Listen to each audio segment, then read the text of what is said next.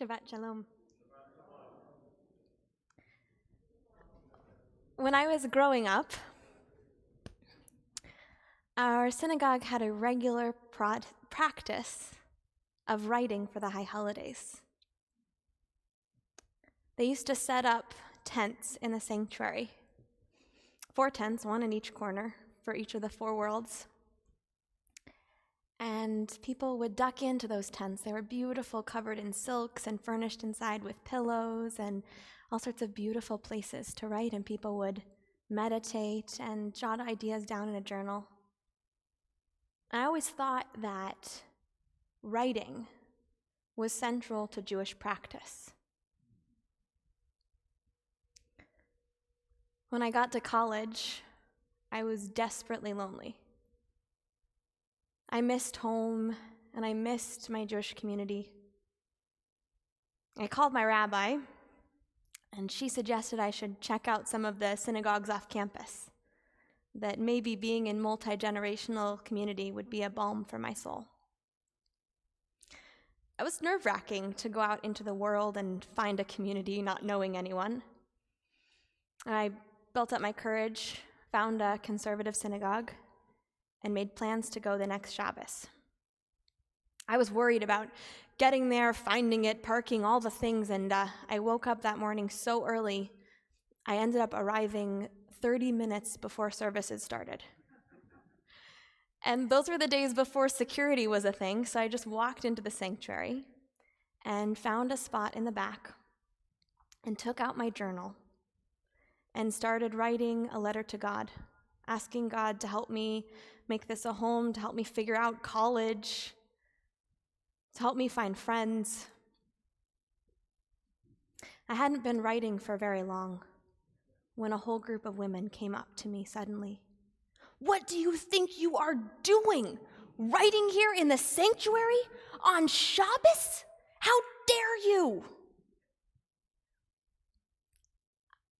I was horrified, totally humiliated and ashamed. I had no idea that was a thing. I blurted out some apology.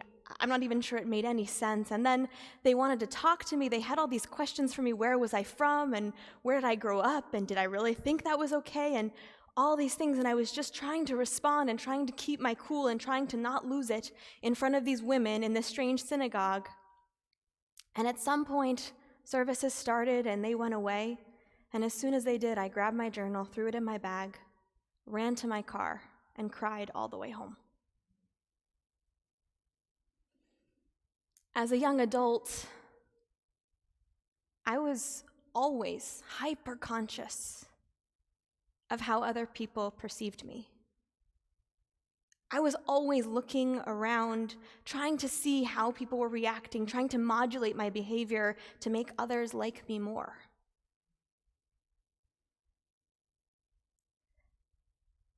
And I think that's partly why that moment in the synagogue shook me so much.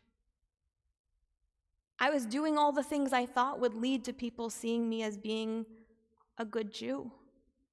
And I was really trying my hardest to make the best of a challenging situation. I was trying to find community. I was trying to connect with God. But in that moment, those women, they didn't see my intention. They didn't know the community I'd grown up in, the picture I had of Judaism. They didn't know my heart. What they knew was the rule that I had broken. For years after that, anytime I entered Jewish community, I did so with trepidation, sure that people were just waiting to catch me red-handed, sure that people were just waiting to point out something I didn't know, to prove to me that I wasn't Jewish enough, good enough. It took a long time for me to rebuild trust, to feel at ease in Jewish spaces. I've been thinking about that moment a lot recently. It's kind of ridiculous when you think about it. I mean, I wasn't breaking any major laws. I was writing. My writing didn't undermine the integrity of that community, didn't speak to my character in any way, and whether those ladies liked me or not, or thought I was a good person or not, was of no real consequence in the scheme of things. But at the time, it was profoundly painful. At the time, I felt profoundly alienated in a time that I desperately needed community. And I've been thinking about that story and thinking about it over and over again, because if I, as a young adult, felt so alienated, so pained, so humiliated about something as trivial as writing on Shabbat, what are young people feeling in Texas now, facing this new legislation? And I know we're all reading the news, we're all seeing what's happening in Texas. They just passed what they're calling the Texas Heartbeat Act, SB 8,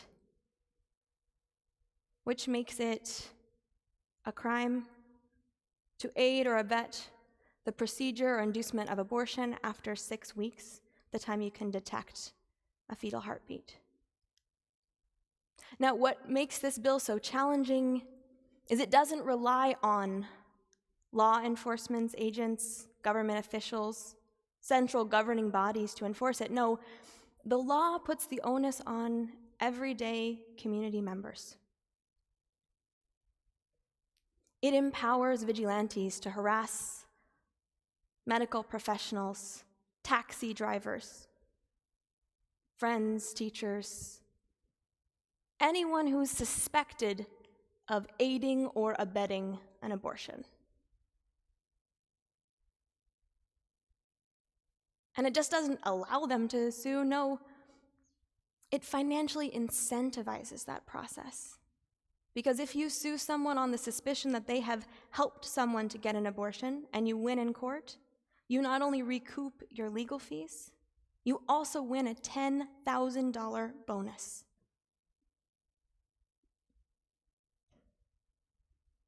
And no matter what your politics are, no matter what you think about abortion, the mechanism of this law is terrifying. This law empowers people to tear each other apart. This law tells you it's okay to go nosing into other people's private medical affairs. Not only is it okay, you will be financially rewarded.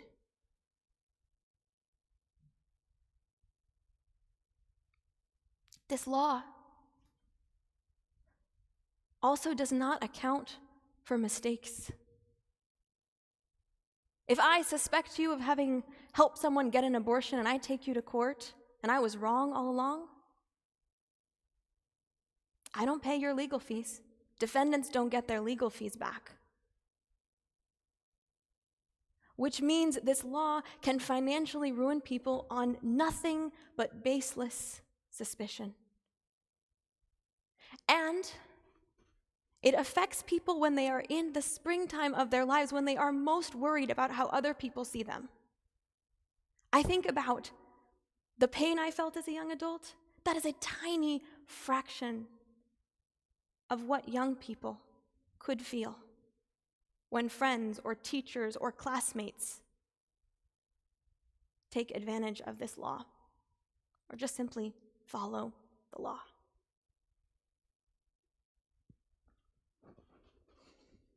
And let's be clear, we already live in a world where this kind of energy is a problem.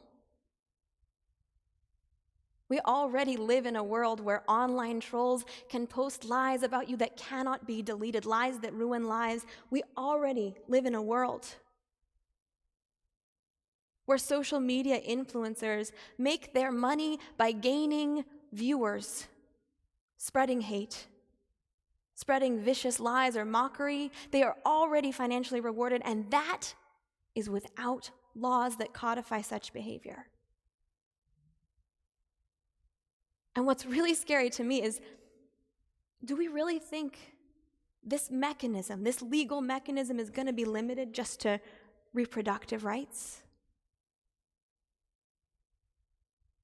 Already we're seeing copycat laws all over the country, but is that where it ends, or will we see a creep? Will we suddenly see all these laws popping up in our nation that put all of us against one another? Will we start looking over our shoulders, worried at any moment someone could turn us into the government for a bounty? Will we lose a sense of trust? Will we lose our sense of community?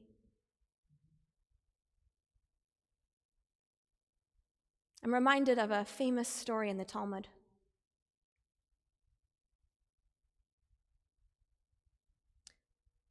Someone who's not Jewish goes up to Shammai, says, "Hey, I want to learn Judaism. Teach me all of Torah as I stand on one foot." Shammai's like, "You are crazy if you think I can teach you all of Torah. Do you know how many laws there are, how many rules? Get out of here." Same person goes to Hillel. "I really want to learn Torah. Teach me all of Torah as I stand on one foot." Hillel doesn't even pause. All of Torah on one foot? V'ahavta l'reacha kamocha. Love your neighbor as yourself. All the rest is commentary.